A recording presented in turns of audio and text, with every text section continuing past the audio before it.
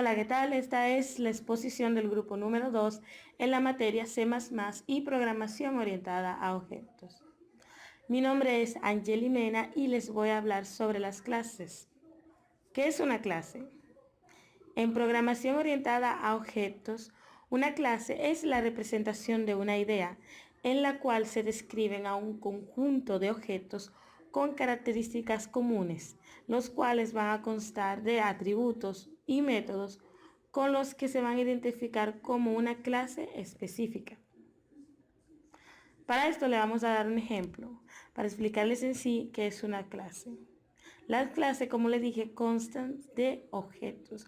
¿Qué es un objeto en programación? Un objeto podría ser cualquier cosa. Podría ser un carro, podría ser una persona, un animal, podría ser una idea o podría ser también un mensaje.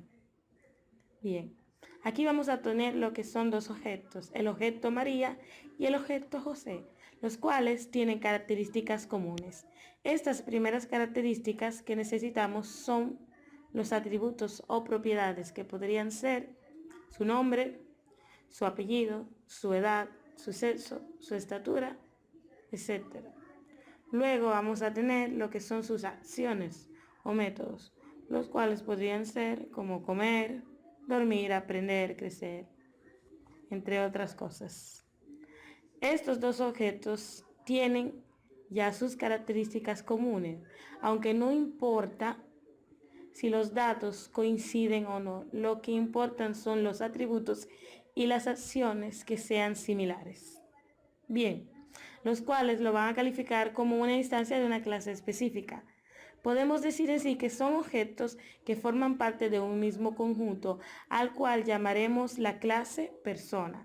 Así que la clase vendría siendo el conjunto de objetos con características comunes.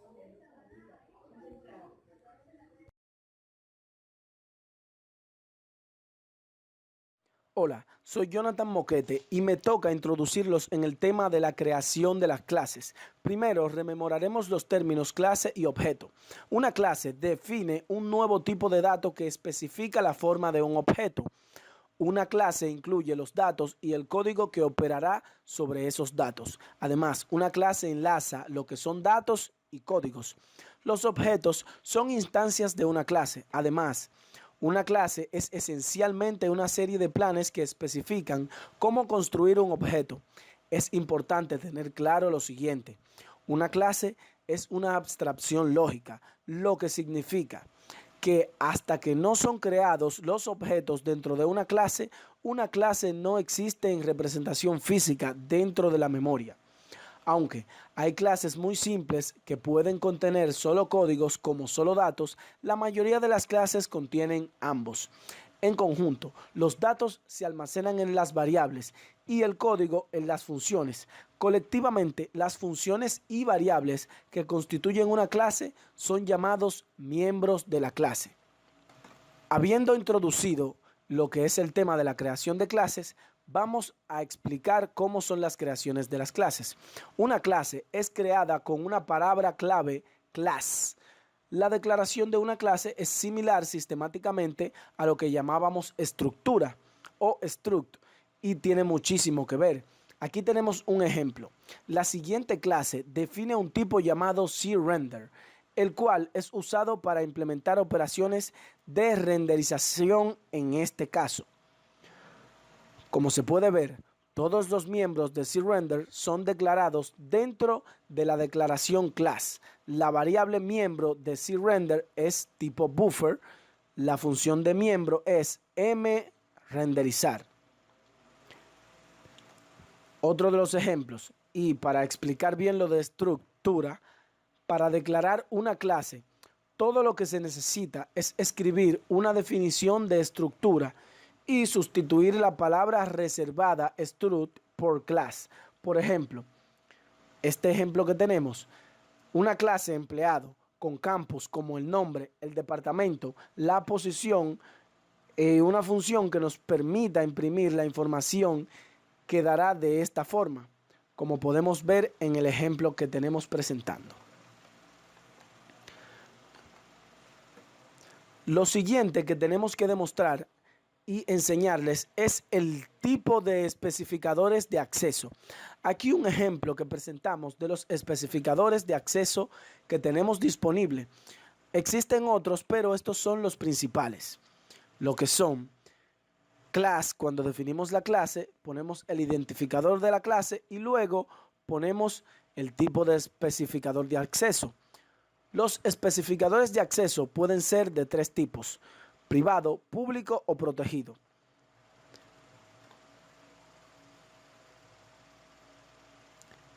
Primero hablaremos del acceso privado, o se escribe private para la declaración. Los miembros privados de una clase solo son accesibles por los propios miembros de la clase y en general por objetos de la misma clase, pero no desde funciones externas o desde funciones de clases derivadas. Luego están los accesos públicos. Cualquier miembro público de una clase es accesible desde cualquier parte donde sea accesible el propio objeto. Luego tenemos lo que es el acceso protegido o protected.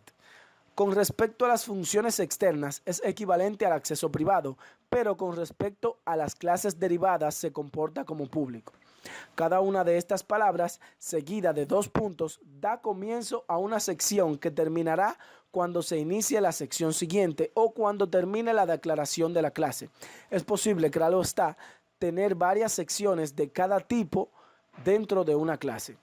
Aunque si no se especifica nada, por defecto los miembros de una clase son privados.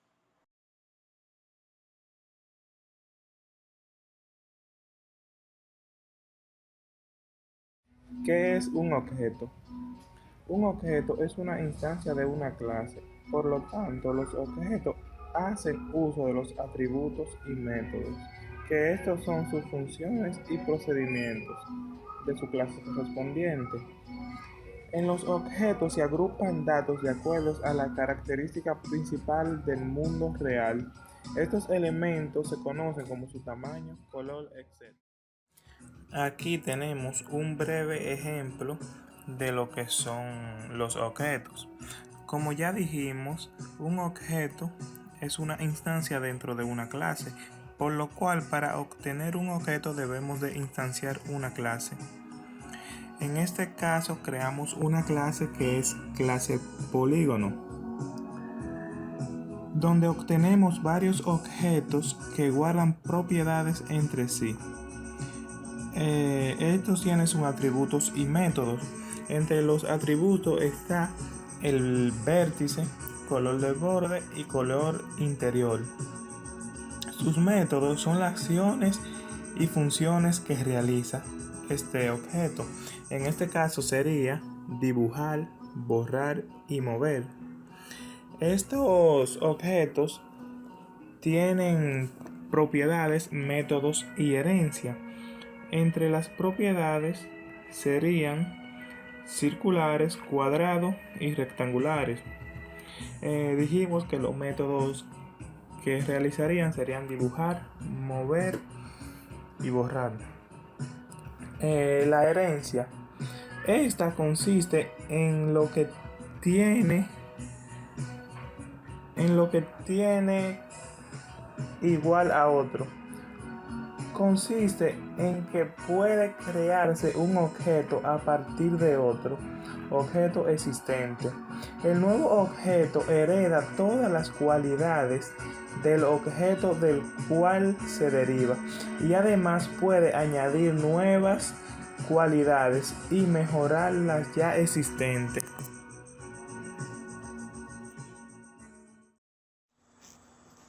A mí me toca hablar ya en cuanto son las instancias. Una instancia no es nada más y nada menos que una realización específica ya de una determinada clase o método de entidad-relación o de prototipos. En general, cuando se ejecuta un programa en una computadora, este se dice que se instancia en ella. En los lenguajes de programación orientada ya a lo que son objetos, un objeto es una instancia de una clase. También vemos que en programación ya orientada basada en lo que son las clases, que es una de las que permite la mayoría de los lenguajes de programación ya orientada a objetos, también vemos el modelo que ya es basado en prototipos y en el lenguaje de JavaScript, en los términos que se refieren en la clase, y esto han de ser sustituidos por los prototipos ya y los objetos. Vemos que muchos lenguajes de programación permiten utilizar también lo que son las clases missing. ¿Qué son las clases missing? Si nos damos cuenta, las clases missing no son nada más y nada menos que es una clase que ofrece ya la cierta funcionalidad para ser heredadas para subclase, como vemos, que son heredadas ya para subclase, pero no están ideadas para ser autoritarias. También un missing es la que no aplaza la definición de la vinculación de los métodos hasta el tiempo en que se vayan a ejecutar. Es decir, que un missing nos permite ya lo que es retrasar el tiempo de ejecución hasta que nosotros ya vamos a ejecutar ya esa instancia o ese programa. Saludos, mi nombre es José Manuel, expositor del tema Diferencia entre las clases y objetos en programación orientada a objetos. Mi matrícula es 14 EISN-1223. La programación orientada a objetos.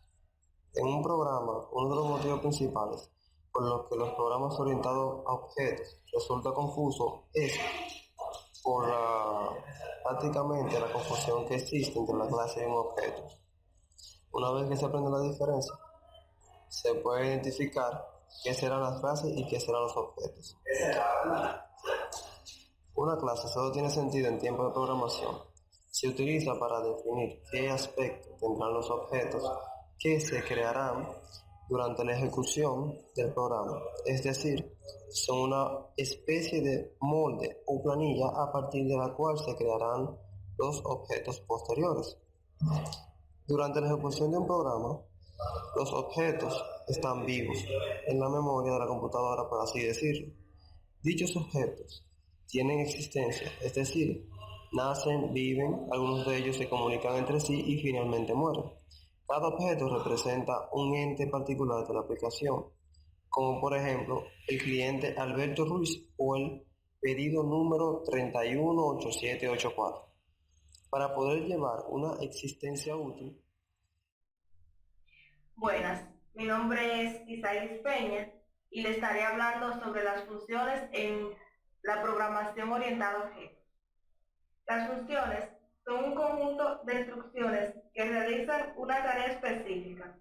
En general, toman ciertos valores de entrada llamados parámetros y proporcionan un valor de salida y otro de retorno. Aunque en la programación orientada a objetos, tanto uno como el otro son opcionales y pueden no existir. Las funciones son utilizadas para descomponer grandes problemas en tareas simples y para implementar operaciones que son comúnmente utilizadas durante un programa, y de esta manera reducir la cantidad de código.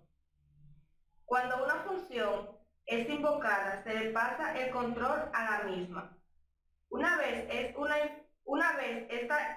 esta finalizó con su tarea, el control es devuelto al punto desde el cual la función fue llamada. Las funciones son una herramienta indispensable para el programador, tanto las funciones creadas por él mismo como las funciones proporcionadas por otras librerías, cualquiera que sea el caso. Las funciones permiten automatizar tareas repetitivas, encapsular el código que utilizamos e incluso mejorar la seguridad, confiabilidad y estabilidad de nuestros programas. Dominar el uso de las funciones es de gran importancia.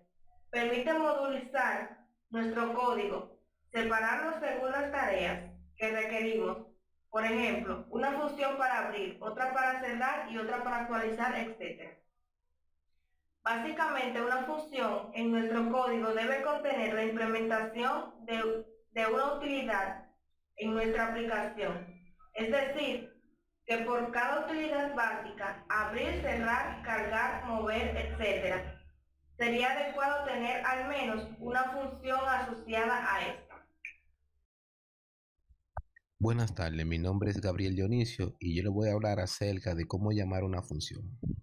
Para llamar una función implica pasarle el control de ejecución de un programa, así como los argumentos o parámetros que requieren para realizar su tarea, realizar y colocarlo en el nombre de una función y los argumentos actuales en el mismo orden que los parámetros formales correspondientes.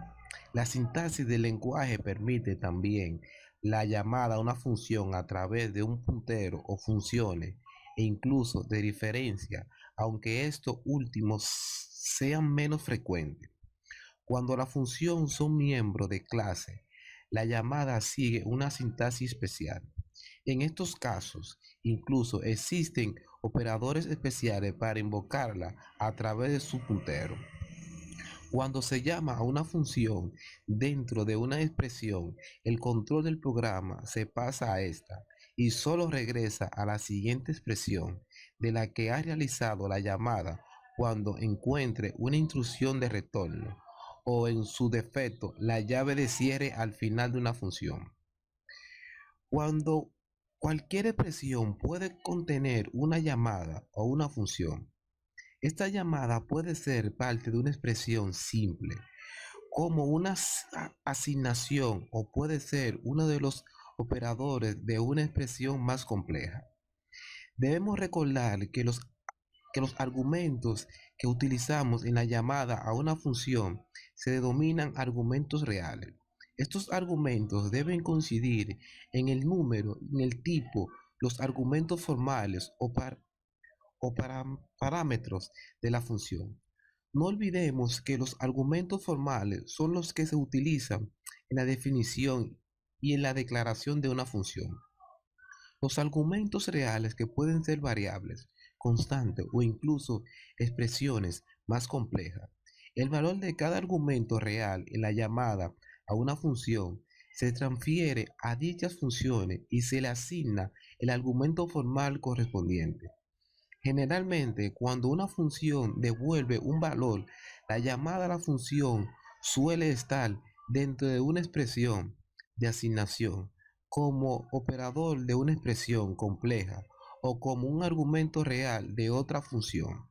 Sin embargo, cuando la función no devuelve ningún valor, la llamada a la función suele aparecer sola.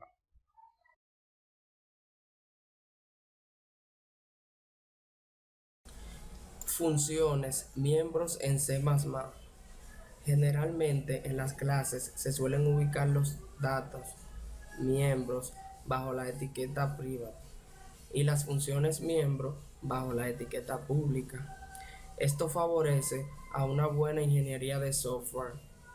La idea es que los clientes de la clase no puedan acceder directamente a los datos, miembros de la clase, sino a través de la función miembro y solo cuando sea necesario. Si intentáramos acceder a un dato miembro privado, obtendríamos un error en tiempo de compilación que nos alertaría. Dicho esto, podría clasificar a las funciones miembro de la siguiente manera. Función sec acceden a los datos miembros de la clase y les asignan un valor. La ventaja de que sea una función propia de la clase, la única que permitiría al cliente establecer datos miembros, es que en general se implementara en la clase controles para que solo puedan establecer datos miembros válidos en la clase. Anterior, las funciones eran establecer título, establecer página y establecer código. Hola, mi nombre es Adonis de Paula y les voy a mostrar lo que es una continuación de las funciones miembro. Hablando de las funciones get. Las funciones get obtienen los valores de los datos miembro. Podrían preformatear la salida de los datos de diferentes maneras según sea conveniente. Es decir, que las funciones get obtienen los datos de una clase. Ahora les voy a compartir lo que es mi escritorio para ver de una forma más práctica cómo son las funciones miembro. Muy bien, aquí estamos con mi escritorio. Ahora voy a mostrarles las funciones miembro de una manera más práctica con el compilador Dev C++. Aquí lo tengo. El Dev C++ está en su versión 4.9.9.2. Lo pueden descargar gratuitamente. Es un compilador de C++ y C. Bien, aquí tenemos una clase llamada cliente. Esa clase contiene un conjunto de funciones. Las funciones se llaman quiere arroz, quiere pollo, quiere habichuelas. Bien, también tiene un conjunto de variables públicas que son booleanas también, arroz, pollo y habichuela. Esas funciones que vemos aquí, todas son funciones miembro, porque son funciones que son miembro de una clase o de una estructura. En esa clase vemos que cuando el usuario quiere arroz, la variable booleana arroz cambiará a verdadero o true. Cuando el usuario quiere pollo, pollo cambiará a true. Y cuando el usuario quiere habichuela, habichuela cambiará a true. Bien, entonces nada más que esto. Las funciones miembros son funciones que pertenecen a una clase o a una estructura. Bien.